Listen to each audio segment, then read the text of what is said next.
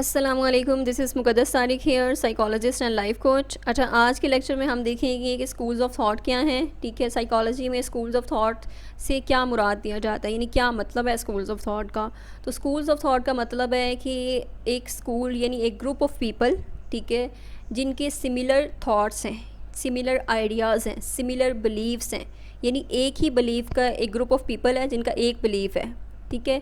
अब schools of thought psychology में क्या होते हैं, यानी साइकोलॉजी में डिफरेंट स्कूल्स ऑफ थॉट हैं, यानी डिफरेंट बिलीव्स हैं, डिफरेंट आइडियाज़ हैं, डिफरेंट ग्रुप ऑफ पीपल हैं जो कि बिहेवियर की डिफरेंट एक्सप्लेनेशन देते हैं।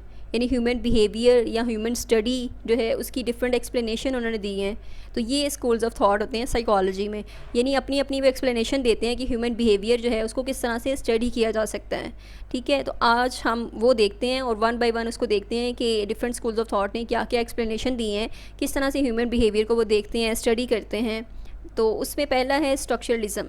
स्ट्रक्चरलिज्म का क्या मतलब है, यानी जैसे कि कोई किसी भी चीज़ का स्ट्रक्चर होता है। ठीक है, तो स्ट्रक्चर मींस के बिल्डिंग ब्लॉक्स क्या हैं। इसमें स्ट्रक्चरलिज्म ने माइंड पे फोकस किया है कि जो माइंड है हमारा, ठीक है, जो मेंटल प्रोसेसेस हैं उसके जो बिल्डिंग ब्लॉक्स हैं, ठीक है, उस पर फोकस किया। अब जो माइंड है उसके बिल्डिंग ब्लॉक्स क्या हैं, जैसे कि हमने देखा था कि माइंड में क्या क्या चीज़ें आती हैं, थॉट प्रोसेसेस आते हैं, आपके आपके फीलिंग्स आती हैं, ठीक है, और मेंटल एक्टिविटीज़ जितनी भी होती हैं, तो ये सारी चीज़ें माइंड में आती हैं।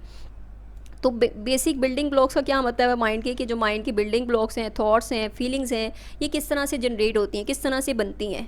ठीक है, जैसे कोई सेंसेशन होती है, कोई एक्सटर्नल स्टिमुलाई आपको मिलता है, लाइक आप टच करते हैं किसी हॉट ऑब्जेक्ट को, ठीक है, तो वो आपको जो वार्मथ है वो फील होगी, और अगर वो ज़्यादा गर्म है ऑब्जेक्ट तो आप जल्दी से अपना हाथ पीछे कर लेंगे। ठीक है, यानी ये सेंसेशन आपको मिली, ठीक है, ये एक्सटर्नल स्टिमुलाई आपको मिला। उसके बाद थॉट्स क्या जनरेट हुई, ये बहुत ज़्यादा गर्म है, और फीलिंग्स क्या, यानी ये हाथ आपका जल सकता है, यानी डेंजर की फीलिंग्स हैं, तो फिर आप उसको जल्दी से हटा लेते हैं। तो ये चीज़ें हैं कि स्ट्रक्चरलिज्म जो है वो स्ट्रक्चर पे फोकस करते हैं कि हमारा जो माइंड है, जो हमारी थॉट्स फीलिंग्स किस तरह से जनरेट होती हैं, किस तरह से बनती हैं।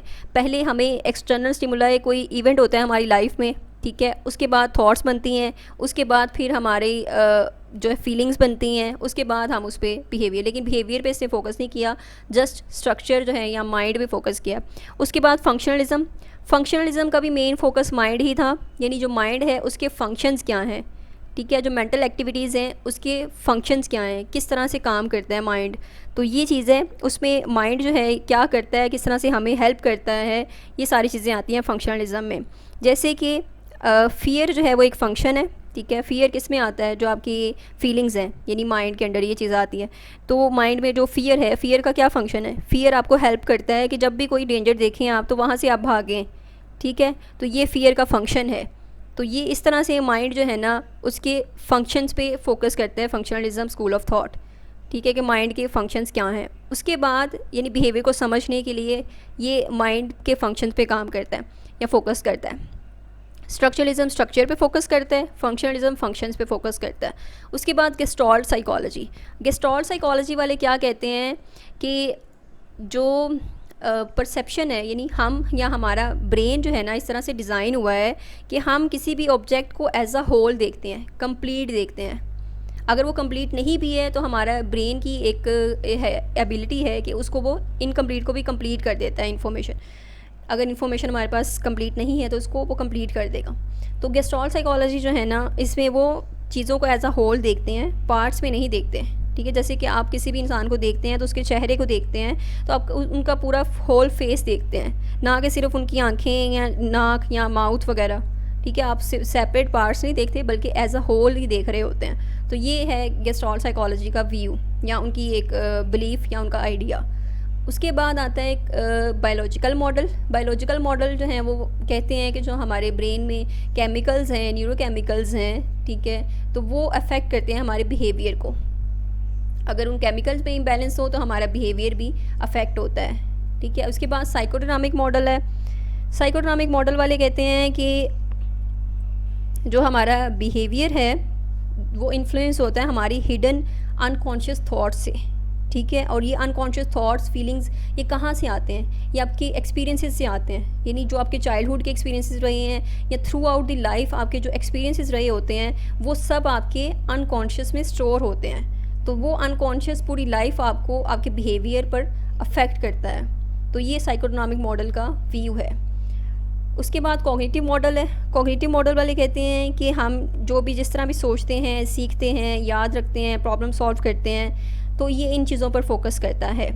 ठीक है, कि इंसान एक वर्ल्ड को किस तरह से क्या मीनिंग देता है, किस तरह सोचता है, ठीक है, चीज़ों को किस तरह से देखता है, उसका क्या नज़रियात हैं, उसकी परसेप्शन क्या है। तो कॉग्निटिव मॉडल इसको स्टडी करता है या इसको देखता है। उसके बाद बिहेवियरल मॉडल आता है। बिहेवियरल मॉडल वाले जो हैं ये स्टडी करते हैं कि किस तरह से इंसान बिहेव करता है, उसका बिहेवियर किस तरह से हम चेंज कर सकते हैं, मॉडिफाई कर सकते हैं या ट्रेन कर सकते हैं। ठीक है, जैसे एनिमल्स को हम ट्रेन करते हैं, जैसे बच्चों को ट्रेन किया जाता है, तो ये है कि ऑब्जर्वेबल बिहेवियर को देखा जाता है और फिर उसको जो है वो मॉडिफाई किया जाता है थ्रू दी री-इन्फोर्समेंट या पनिशमेंट। ठीक है, या फिर उसको रिवॉर्ड दिया जाता है अच्छे बिहेवियर पे ताकि वो कंटिन्यू रखे, या फिर अगर मिस बिहेवियर है कोई तो उसको पनिशमेंट दी जाती है ताकि उसका बिहेवियर जो है वो ख़त्म हो जाए। तो ये बिहेवियर मॉडल जो है स्टडी करते हैं, इस तरह जो ह्यूमंस बिहेवियर है उसको स्टडी किया जाता है। उसके बाद ह्यूमनिस्टिक मॉडल है। ह्यूमनिस्टिक मॉडल का क्या मतलब है, ये वाले जो लोग हैं, ये ग्रुप ऑफ पीपल जो हैं, ये फ्री विल पे फोकस करते हैं कि तमाम इंसान जो हैं उनके पास इख्तियार होता है। ठीक है, चॉइसेस होती हैं उनके पास। ठीक है, चाहे कोई भी सिचुएशन है लेकिन फिर भी उनके पास चॉइस होती है, या तो वो ग्रो करें या फिर अपने आप को स्टक कर लें या स्टक रखें। ठीक है, तो ये चीज़ है कि वो ग्रो करना चाहें तो वो ग्रो कर सकते हैं, अपने आप को इम्प्रूव कर सकते हैं, अपना बेस्ट वर्जन बन सकते हैं। तो ये चीज़ है, ह्यूमनिस्टिक मॉडल वाले इस चीज़ को सपोर्ट करते हैं। तो चलें फिर से एक बार इसका ओवरव्यू देख लेते हैं कि स्ट्रक्चरलिज्म वाले जो हैं वो पार्ट्स ऑफ माइंड पे फोकस करते हैं कि स्ट्रक्चर क्या है माइंड का, पार्ट्स क्या हैं, किस तरह से इंटरकनेक्टेड हैं आपस में। फंक्शनलिज्म वाले देखते हैं कि माइंड क्या करता है, किस तरह करता है, उसका फंक्शन क्या है। गेस्टॉट वाले कहते हैं कि हम एज अ होल पिक्चर देख रहे होते हैं सब किसी भी चीज़ को। बायोलॉजिकल वाले कहते हैं कि बिहेवियर जो है वो आपके ब्रेन से बिहेवियर जनरेट होता है, यानी ब्रेन जो है वो कंट्रोल कर रहा होता है। ब्रेन में जो केमिकल प्रोसेसेस हो रहे हैं वो आपके बिहेवियर को कंट्रोल करते हैं। साइकोटोनॉमिक वाले कहते हैं अनकॉन्शियस जो हिडन फीलिंग्स हैं, फोर्सेस हैं, वो आपको अफेक्ट करती हैं। कॉग्निटिव वाले थिंकिंग पे करते हैं कि आपकी थिंकिंग अगर इरेशनल इलॉजिकल थिंकिंग हो वो आपके बिहेवियर को अफेक्ट करती है। बिहेवियर कहते हैं सिर्फ बिहेवियर काउंट होता है।